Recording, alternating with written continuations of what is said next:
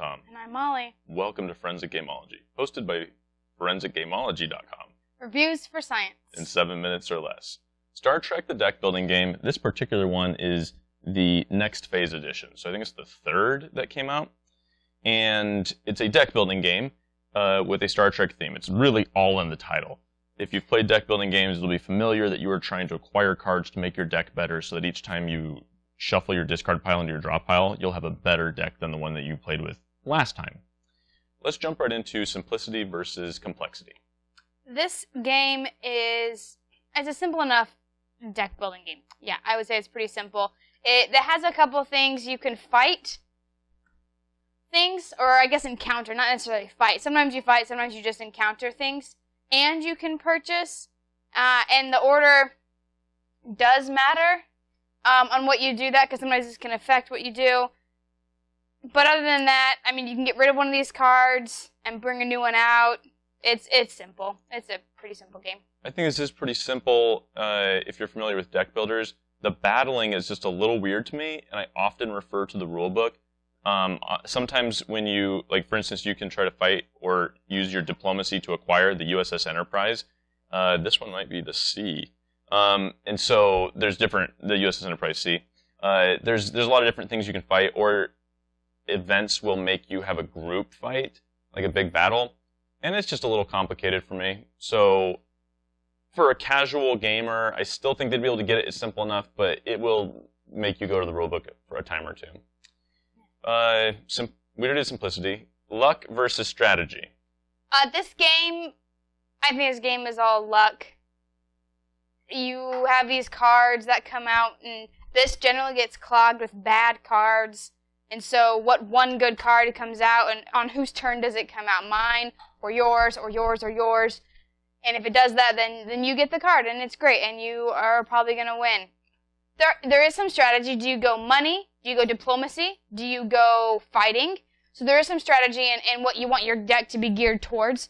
And so I take back that it's all luck, but I think there's a good amount of luck in this game.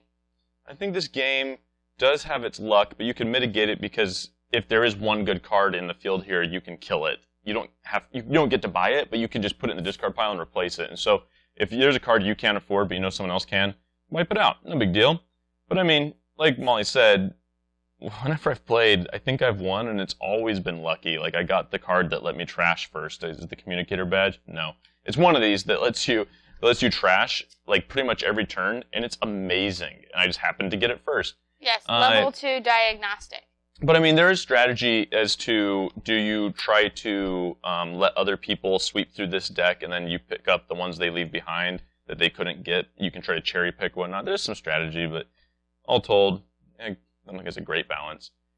Fun versus boring. This game is not fun. This is such a huge disappointment. We like Star Trek so much that Molly shaved the Star Trek symbol into her hair. I mean, we were suckers for this game. We are predisposed to like this game. We went to the shop when first, not this one, but like the original Star Trek one came out, the first game they put out as a deck builder, and we were excited. We could not believe they put out a Star Trek deck builder. This was like Dominion, but Star Trek, I can't wait.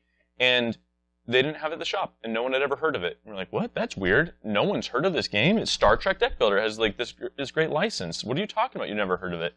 And it turned out like just it's flown under the radar so much because no one wants to talk about it because it's so horrible. I don't know.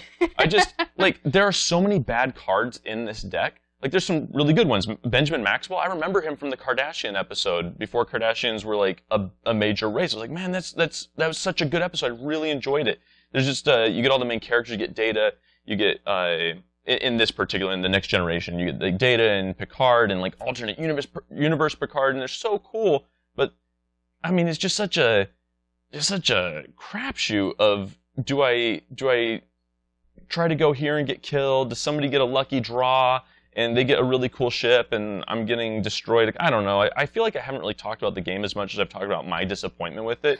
But this game is just not fun at all. There's even a cooperative mode, and it's just completely murdersome.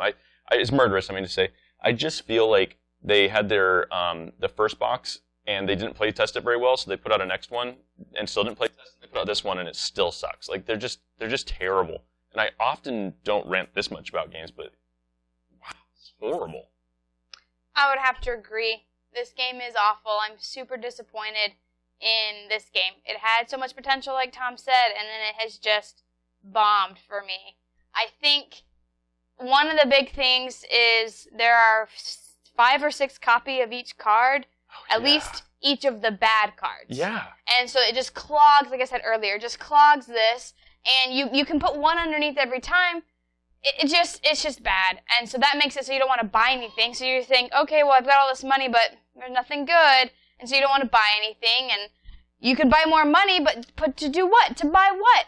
It doesn't help you here. I don't know. So I just think... Sometimes it does. Depends on the event. I wish, too, that the co-op was cool.